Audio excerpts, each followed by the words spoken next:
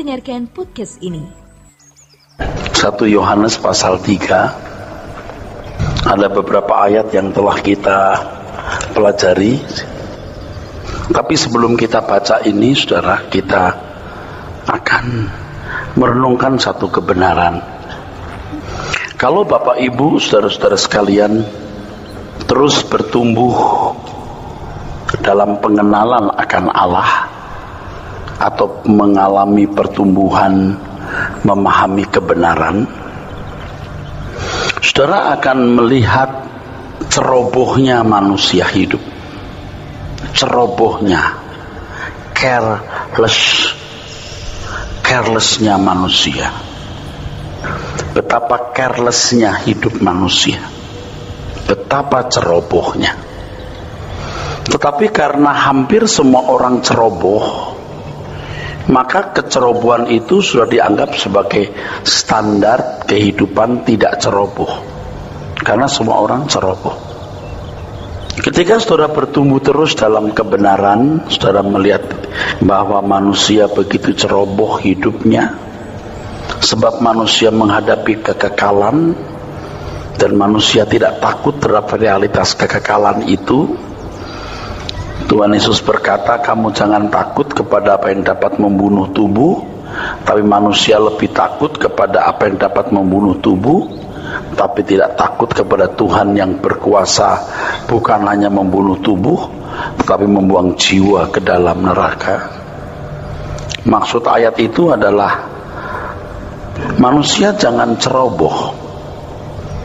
Nah, kalau saudara bertumbuh terus dalam kebenaran, seiring dengan saudara melihat kecerobohan hidup manusia, dan tentu saudara akan menghindarkan diri dari kecerobohan semacam itu, saudara juga akan dapat melihat manusia yang hidup ini seperti bermain-main. Seperti kita sekarang ini lihat anak-anak main kelereng, seperti kita melihat anak-anak perempuan main boneka, seperti kita melihat anak-anak main layang-layang atau mainan yang lain. Bangun pagi kerja, dapat gaji beli mobil, ya, bangun rumah, dan segala kesibukan itu seperti anak-anak yang bermain-main tanpa memperhatikan masa depan atau hari esoknya. Itu hal yang tidak penting, saudaraku.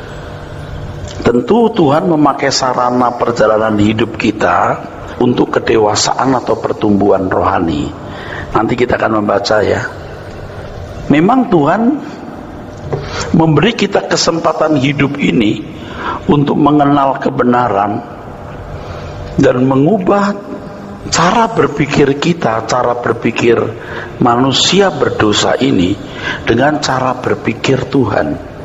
Cara berpikir ini sebenarnya sama dengan kodrat.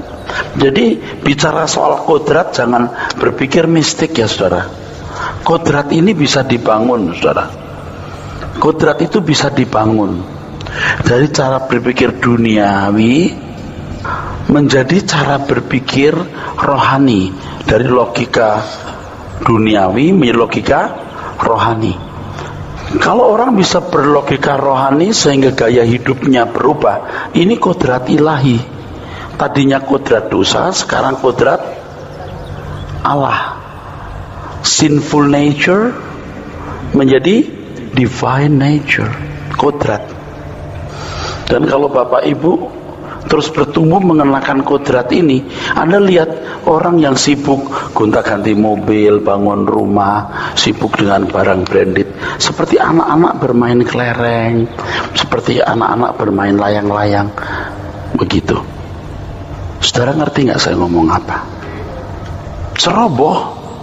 Nanti gara-gara uang berantem, bunuh-bunuhan. Para politisi yang bengkok hatinya, ya, yang berpolitik hanya karena keserakahan, itu kayak bermain-main. Sebab semua nanti akan lenyap dan musnah, tak berbekas. Jadi kalau saudara terus bertumbuh dalam kebenaran, saudara akan makin melihat carelessnya, cerobohnya manusia menghadapi hidup. Dan orang-orang itu terus terang ya tidak realistis. Tidak realistis hidup 70 tahun diisi, dimaknai dengan cara itu, nggak realistis, careless, bodoh saudara. Tapi karena semua orang ceroboh, careless, maka itu dianggap standar normal. Standar normal. Kalau saudara berpikir yang lain, saudara yang dianggap tidak normal. Nah, kalau saudara bertumbuh terus mengenal kebenaran Tuhan, Anda melihat hidup manusia, gerak hidup manusia ini seperti bermain-main. Seperti kita ketika sudah mulai dewasa, kita melihat anak-anak bermain kelereng, layang-layang, boneka, mobil-mobilan, ya. Kalau dulu main gambar-gambar sampai bekelai-bekelai, lucu saudara, lucu. Tapi itu bisa saudara pahami, saudara alami kalau saudara betul-betul bertumbuh dalam kebenaran. Ketika kodrat kita berubah dari kodrat duniawi menjadi kodrat rohani, dan tidak terjadi secara mistik, secara ajaib, secara supranatural. Nah, ini secara natural lewat sebuah proses pembaharuan pikiran setiap hari.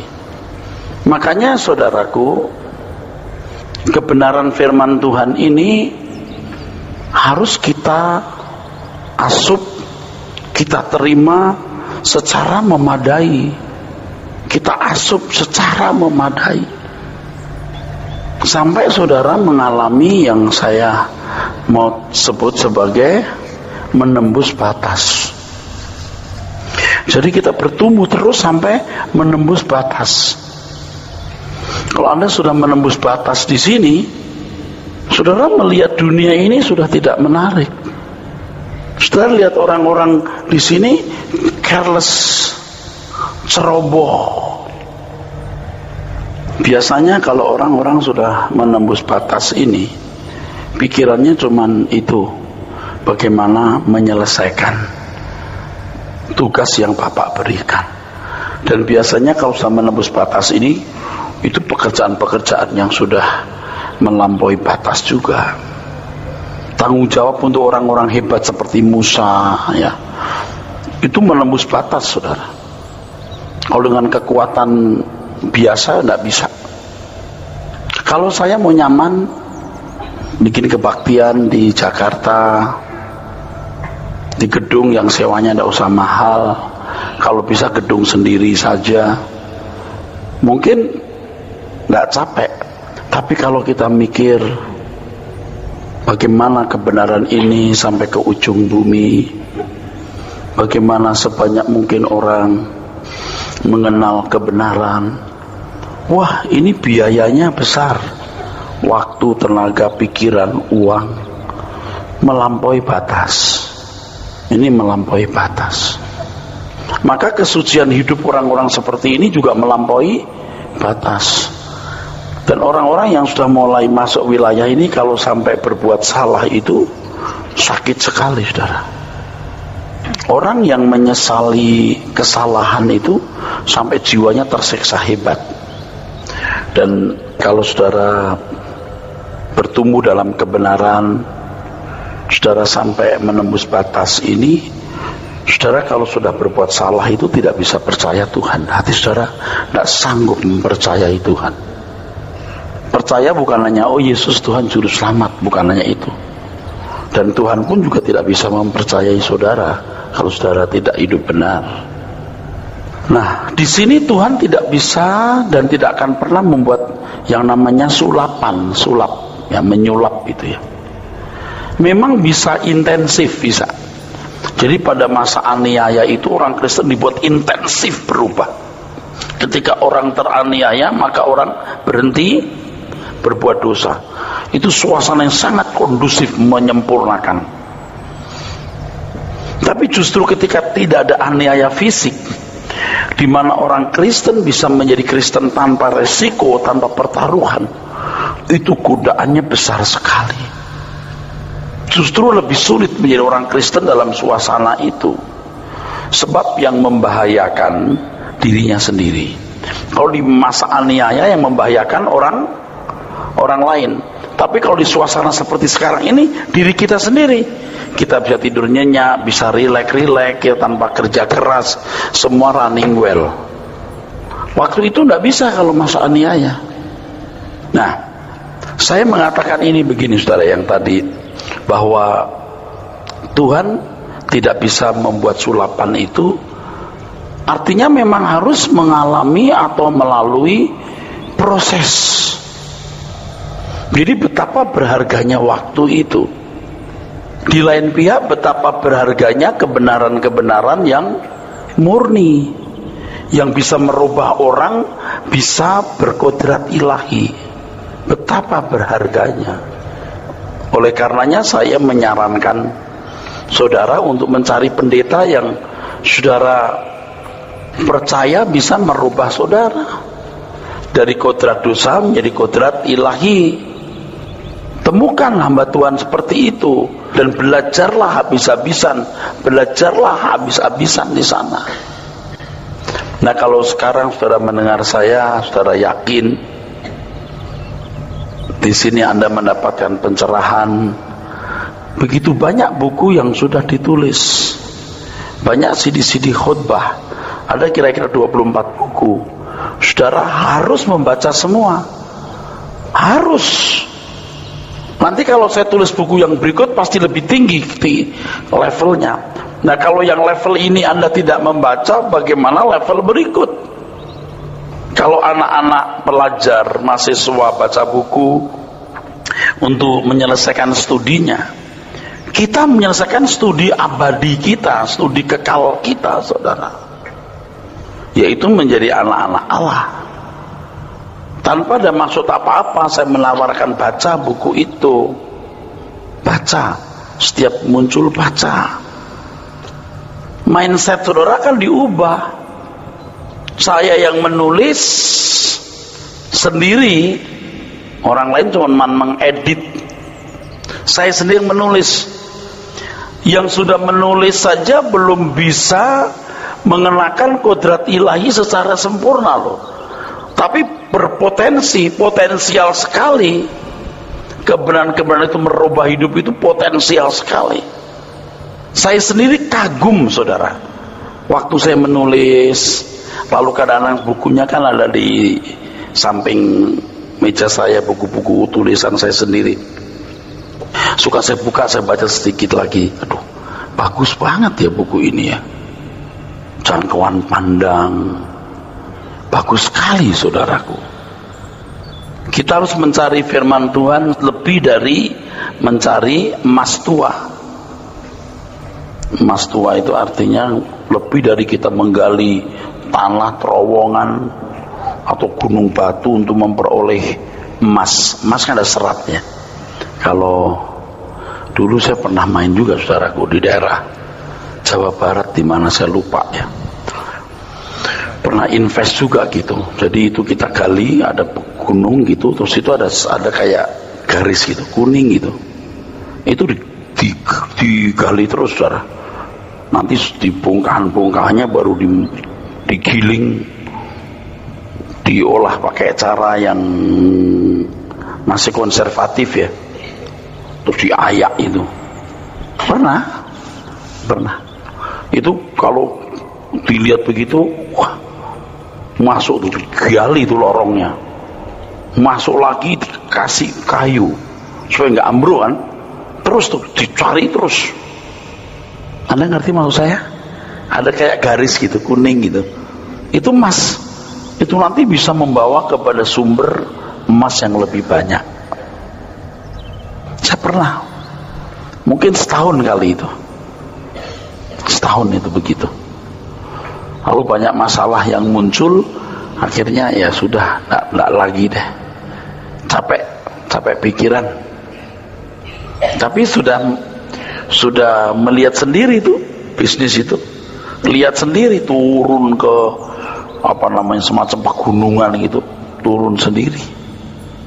Nah, orang itu mencari serat atau garis itu, urat itu. Nah, saudara kan di sini dapat urat, ikutin terus uratnya. Jangan berhenti. Jadi ternyata berkodrat ilahi itu tidak mistik, lewat proses. Nanti kalau sudah bertumbuh terus, saudara bisa melihat carelessnya manusia. Buset, beraninya ya, waktu begitu sia-sia dihabiskan untuk hal-hal yang fana. Lalu melihat orang dengan segala kesibukannya nih, seperti orang bermain-main. Main-main ya. Segala yang indah yang dinikmati sekejap akan lenyap. Bapak Ibu, kalau orang ceroboh makan, sakit kan saudara, entah asam urat, entah jadi stroke lah. Tapi kita masih bisa menanggulangi dengan berobat, terus minum obat, terus terapi apa gitu ya, bisa sembuh atau mengurangi sakit. Tapi kalau orang sudah masuk neraka, terpisah dari Allah, itu nggak ada obatnya. Saya tidak tahu apakah saudara pernah menghayati kecerobohan saudara dalam makan gitu, atau kecerobohan dalam bisnis sampai, aduh itu ceroboh ya, sampai begini akibatnya gitu. Ceroboh bisnis, percaya orang, ditipu, salah perhitungan, rugi. Tapi kita masih bisa mengantisipasi dengan ya jual barang, jual rumah, jual tanah, atau kalau sakit tadi ya ke dokter, ya berobat, bisa diantisipasi. Tapi kecerobohan tidak menghormati Tuhan, kecerobohan hidup fasik itu tidak sebanding dengan kecerobohan salah makan atau bisnis sembarangan, tidak sebanding. Nah ini orang cerobohnya Anda bisa lihat itu. Saya ulangi, kalau orang makan sembarangan lalu sakit, sakit apa saja, bisa ke dokter, bisa berobat, bisa mengurangi rasa sakit, bahkan bisa sembuh. Tapi akibat dari pola makan, pola hidup yang salah itu ya tidak bisa dianggap enteng saudara. Atau bisnis tidak hati-hati, serakah, ekspektasinya terlalu berlebihan sehingga tidak berhitung dengan baik, salah perhitungan, jatuh miskin. Kita bisa menanggulangi dengan hutang, dengan jual tanah, jual rumah. Tapi kalau sampai orang tidak menghormati Tuhan, hidup fasik, itu ketika terpisah dari Allah, itu nggak ada terapinya, nggak ada terapinya. Nah di situ Anda melihat kecerobohan itu, saudara. Kalau saudara tidak melihat kecerobohan orang ini, ya saudara bisa masih ceroboh juga. Bertumbuhlah terus sampai menembus batas itu, saudara. Kalau yang saya pahami, menembus batas itu orang yang betul-betul sudah lahir baru, pikirannya sudah kerajaan surga saja. Bagaimana membela kepentingan kerajaan surga, bagaimana hidup berkenan, tidak bercacat, tidak bercela di hadapan Allah, lalu bagaimana bisa sungguh-sungguh menyelesaikan pekerjaan Bapa. Nah, sampai di situ Anda baru bisa melihat cerobohnya manusia itu, carelessnya orang. Anda baru bisa melihat kayak orang bermain-main. Dulu kalau kita lihat orang kaya, sukses dengan mobil mewahnya, pesta-pesta dengan gemerlapnya, kita ikut berdecak kagum. Sekarang tidak, ceroboh kamu. Jangan Anda tidak perhatikan ucapan saya ini. Saya kira sebagian saudara masih ceroboh karena masih punya umur. Hari ini lihat matahari, besok melihat matahari lagi. Bisa dilewati, aman. Bisa dilalui, aman. Tidak aman terus. Jalan ini ada ujungnya, saudara. Saudara lihat ya di gaduhnya politik, terus ributnya manusia dengan uang. Anda melihat itu sudah dengan kacamata lain. Ini kayak anak-anak kecil lagi berantem rebutan kelereng. Tahu nggak, saudara? Ini benar, ini nggak lebay. Saya ngomong ini nggak lebay. Saya sudah mulai bisa menghayati ini. Kalau tidak, saya tidak akan bisa ngomong. Menembus batas ini juga nggak ada yang mengajarkan saya. Saya cuma menghayati. bisa menembus batas. Baru saya bisa mengerti mengapa kata paranoia itu kata yang sangat positif untuk kehidupan orang Kristen, walaupun dalam psikologi memiliki konotasi negatif ya saudara. Paranoid, paranoia ini kan sebenarnya artinya penyimpangan pikiran, Pak. Secara etimologi artinya asal usul kata penyimpangan pikiran. Paranoia ini terjadi akibat akumulasi dari metanoia.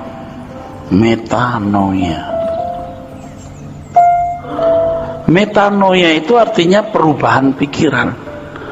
Ini artinya bertobat. Hebat ya. Kekristenan itu bertobat bukan perubahan moral umum. Dari main judi tidak main judi, dari pembunuh tidak membunuh lagi, dari pezina tidak berzina, dari pencopet perampok tidak mencopet merampok. Itu belum sampai paranoia. Paranoia itu, saudaraku, itu penyimpangan pikiran. Dari perubahan pikiran itu bertobat. Mungkin saudara tadi mendengar doa saya, nggak tahu notice nggak yang saya bilang apa tadi ya? Saya ngomong apa? Supaya kami mengenal kebenaran-Mu dan kami mengenal ketidakbenaran di dalam hidup kami. Banyak ketidakbenaran dalam hidup kita, baik dari cara kita berpikir maupun dalam tindakan. Ketika ada impuls, ada rangsang, kita baru sadar, wah, masih tidak benar ini. Kita tidak bisa mengerti kalau kita ternyata masih belum bisa mengasihi musuh sebelum ketemu musuh loh. Kita tidak bisa mengerti kalau kita ini jujur atau tidak sebelum kita mendapat kesempatan untuk mencuri atau tidak jujur, saudara. Makanya kapan kita bisa menyenangkan Tuhan? Pada waktu kita punya kesempatan berbuat dosa dan tidak melakukannya. Jadi kalau ada orang sampai tidak punya kesempatan, kalau dipandang Tuhan bahaya. Jadi memang belum punya kesempatan menyenangkan Tuhan dan tidak bisa. Tapi kalau sudah saatnya punya kesempatan dan dipandang Tuhan sudah jadi orang yang punya level menyenangkan Tuhan, Tuhan sediakan tuh kesempatan dibuka. Jadi kalau jaringnya dulu jaringnya tipis ya, lubangnya kecil-kecil ya, jadi tidak ada batu besar, tidak pencobaan besar yang bisa lolos. Itu makin hari dibesarkan tuh jaringnya, makin gede. Nah di situ saudara kan diuji, setia enggak? Anda ngerti saya ngomong apa? Jadi pencobaan besar itu ditutup, kecil-kecil saja. Makin hari makin besar.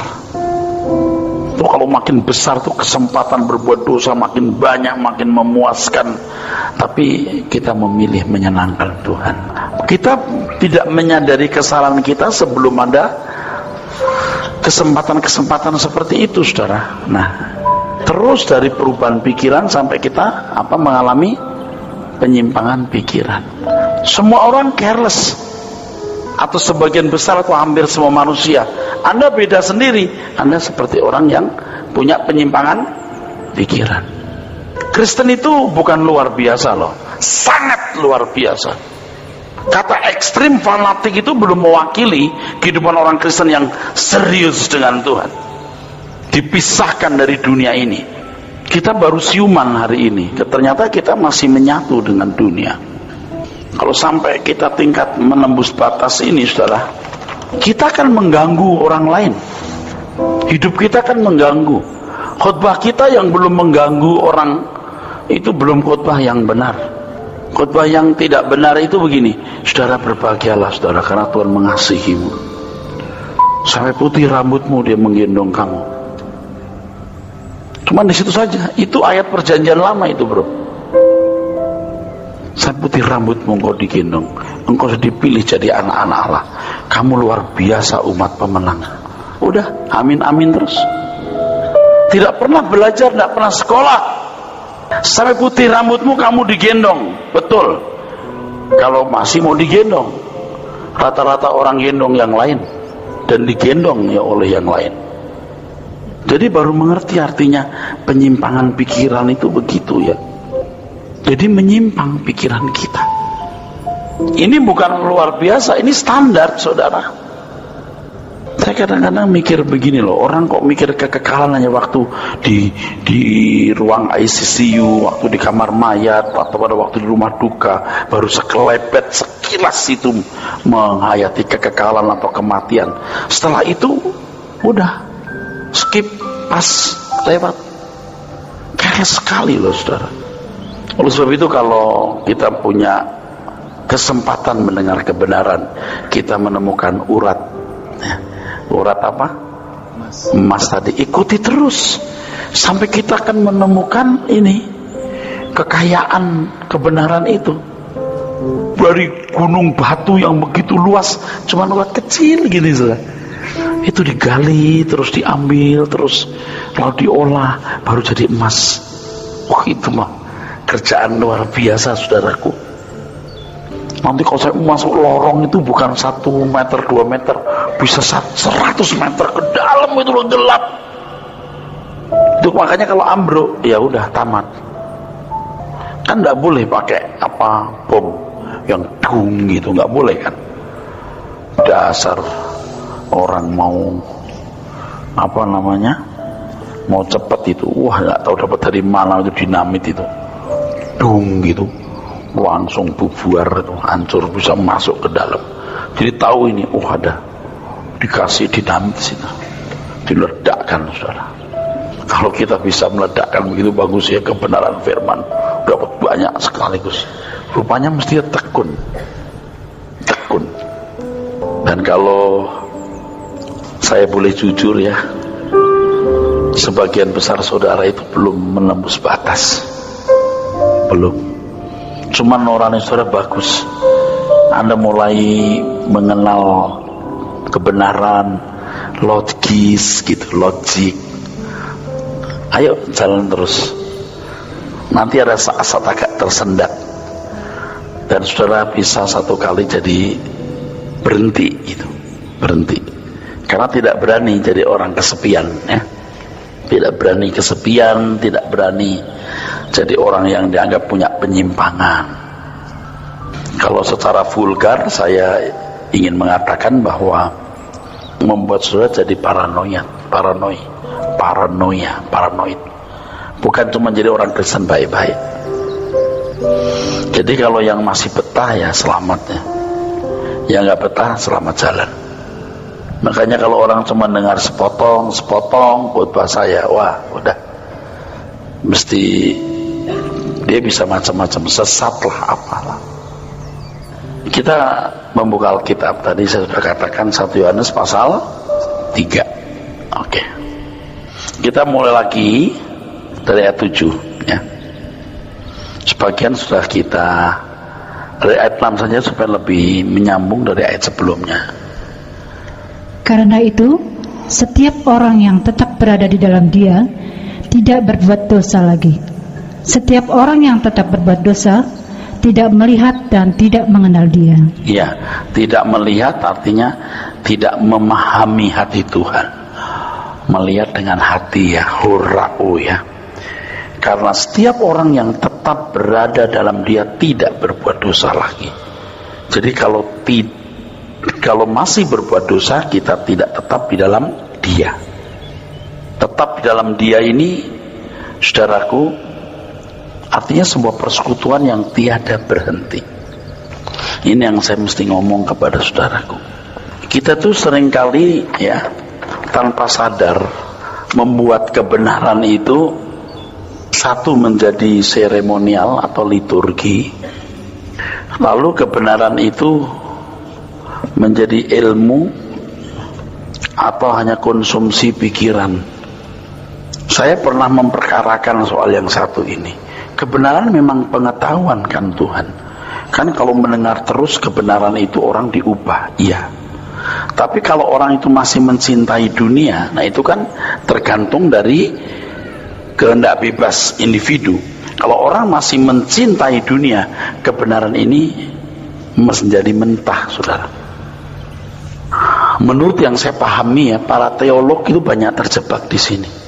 Dia pikir dia menemukan pengetahuan tentang Tuhan berarti menemukan Tuhan, dan dia merasa sebagai narasumber yang sah, yang resmi, ya, seperti distributor tunggal, distributor untuk kebenaran. Saya berkata itu karena saya orang akademisi di bidang teologi ini, dan banyak orang-orang teologi yang jadi sombong gara-gara ini, angkuh, ya, angkuh. Nah, jemaat merasa bahwa mereka sudah memahami kebenaran dan melakukan kebenaran atau yang sama dan tetap di dalam Tuhan dengan liturgi. Ini sudah setali tiga uang lah, sama-sama.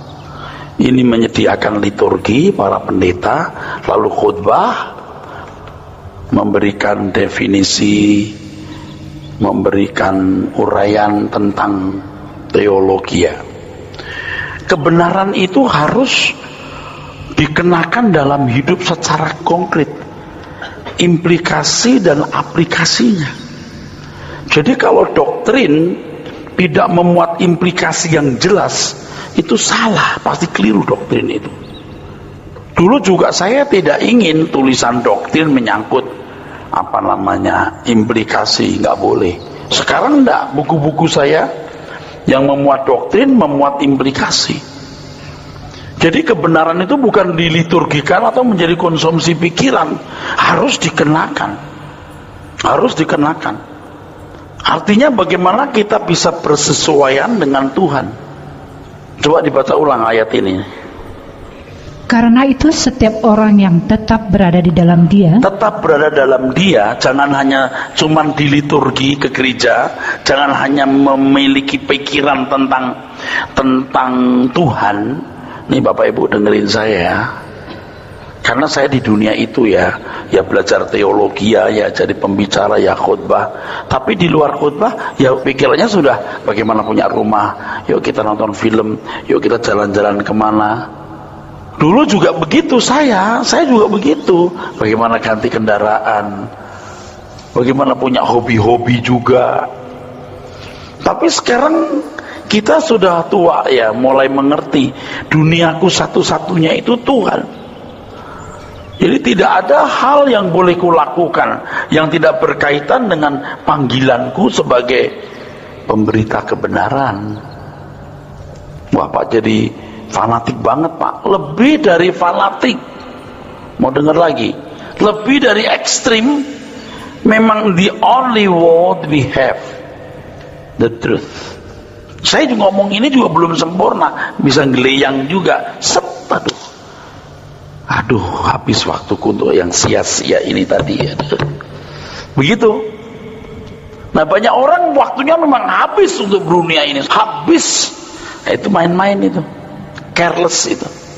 Tetap berada di dalam Dia, itu persekutuan yang terus-menerus. Jadi memang harus punya hati yang haus dan lapar akan kebenaran, baru tidak berbuat dosa lagi. Baca, tidak berbuat dosa lagi. Ya, terus. Setiap orang yang tetap berbuat dosa tidak melihat dan tidak mengenal Dia. Tidak berbuat dosa artinya tidak melesetkan, saudara. Kalau masih berbuat dosa, masih meleset, dia tidak melihat Tuhan. Horao, melihat dengan hati. Ingat saudara, bahwa orang Kristen itu bukan berjalan menurut hukum tertulis, tapi hidup menurut kehendak Allah, pikiran perasaan Allah. Melihat Tuhan itu melihat dengan hati. Oleh sebab itu ini latihan. Ini bukan sulit, ini bukan mudah juga, tapi mustahil. Ini kelas mustahil ini. Jual segala milikmu, bagikan kepada orang miskin, tidak punya ikatan apa-apa ya, ikuti jejakku. Waduh. Tapi 70 tahun umur hidup kita menjadi begitu berharga kalau kita isi, kita maknai dengan hal ini. Saya juga belum sempurna saudara, tapi saya sedang berjalan terus nih. Dan saya bisa membagikan kebenaran ini kepada saudara. Jadi kalau masih meleset, ya kamu tidak tetap di dalam dia. Dan kita memang sering meleset-meleset begitu, saudara. Tentu makin hari kalau kita tekun, makin tidak meleset. Anda sedang saya bawa terus menembus batas. Itu sulit sekali, saudara. Mustahil sebenarnya. Tapi Roh Kudus akan pimpin kita. Kalau dulu proklamator kita Presiden Soekarno berkata, capailah bintang setinggi-tingginya. Kenapa kita tidak berani mencapai bintang setinggi-tingginya bersama Tuhan?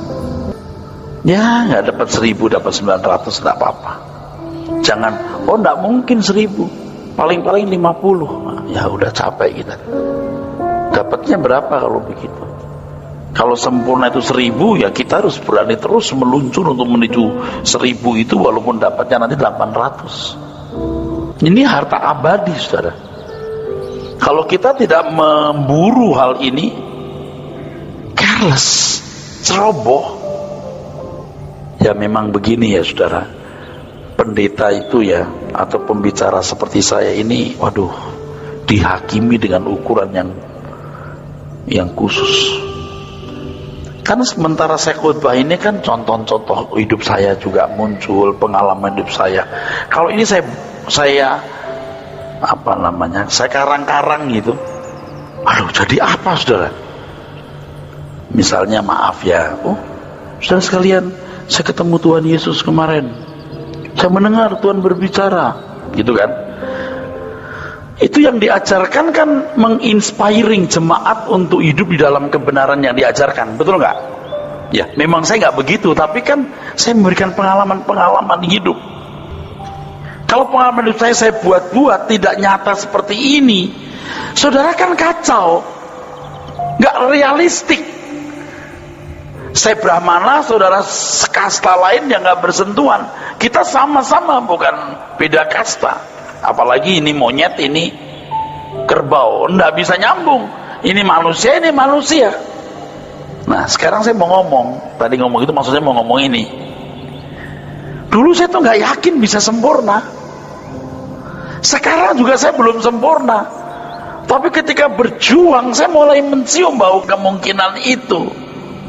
Kalau ada ibu ya punya anak satu perempuan cantik umur 16 tahun dibawa orang kabur, itu ibu nggak ada pilihan loh. Anak itu mesti pulang atau saya mati. Saya nggak. Betul nggak? Lah iyalah, betul nggak saudara?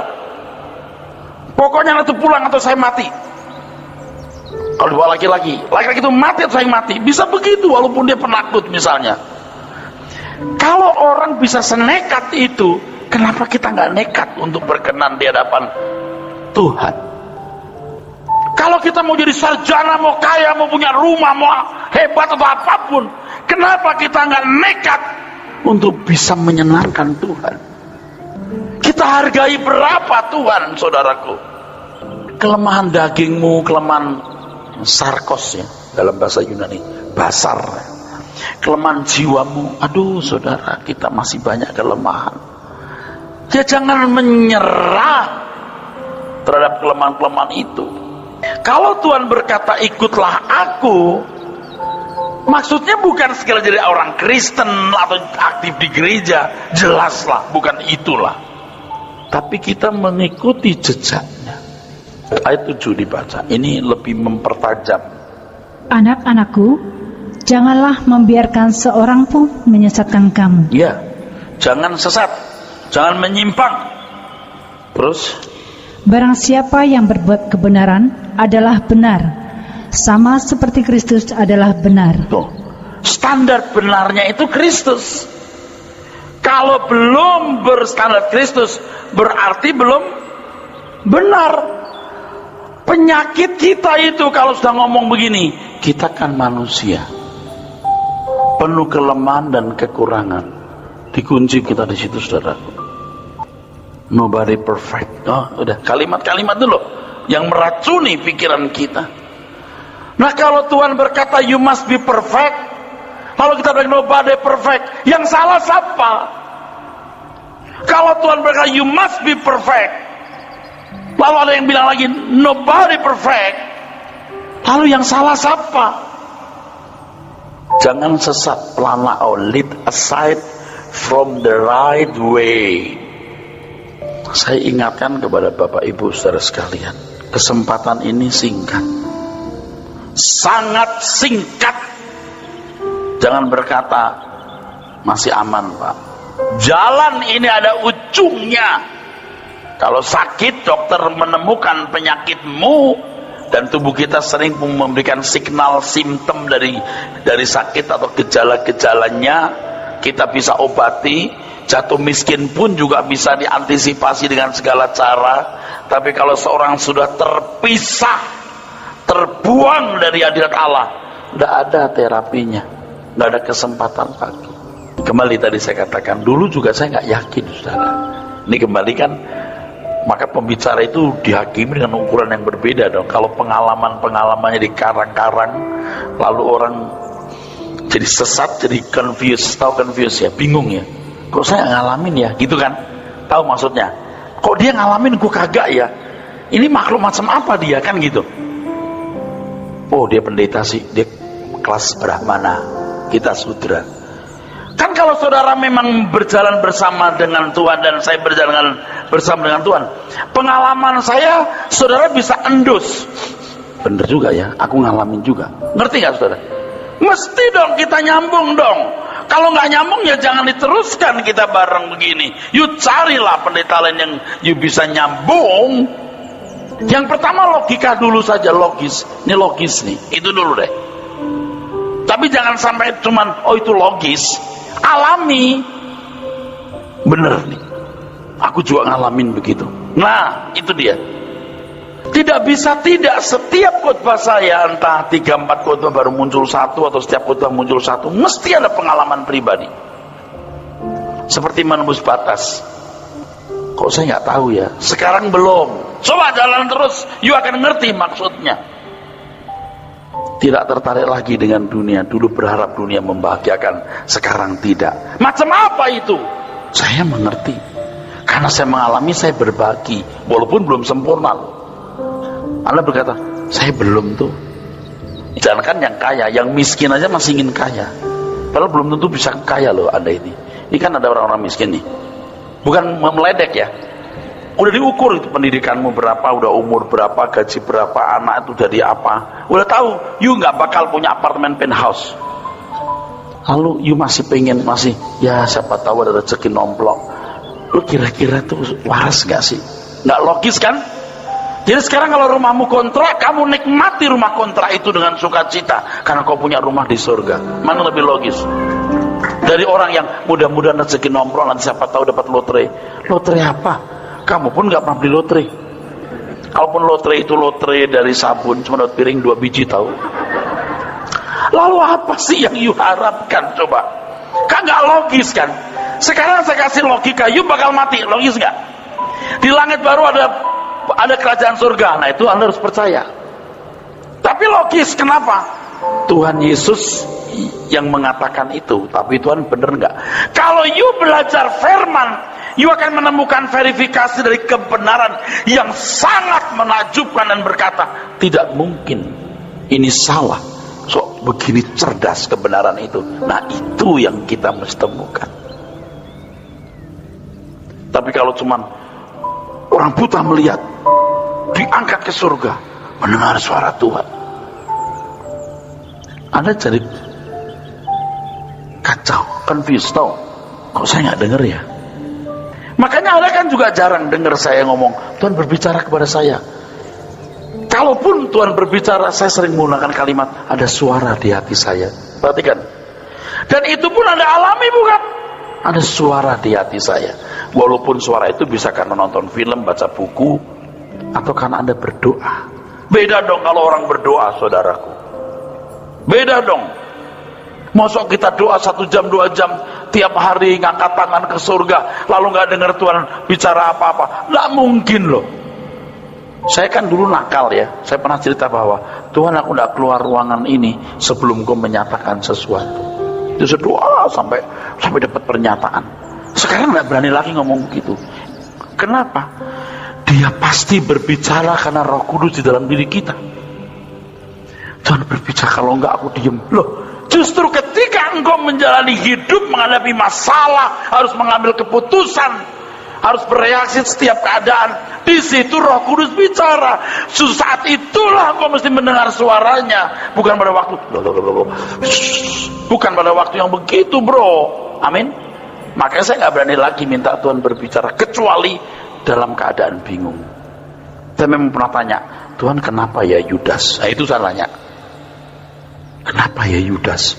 Apa engkau menentukan? Nah, itu dulu saya nanya. Baru-baru ini tulis buku soal surga, saya sungguh-sungguh berdoa, kalau aku tulis salah, aku meracuni secara negatif, merusak pikiran orang. Selamatkan hidupku Tuhan. Amin.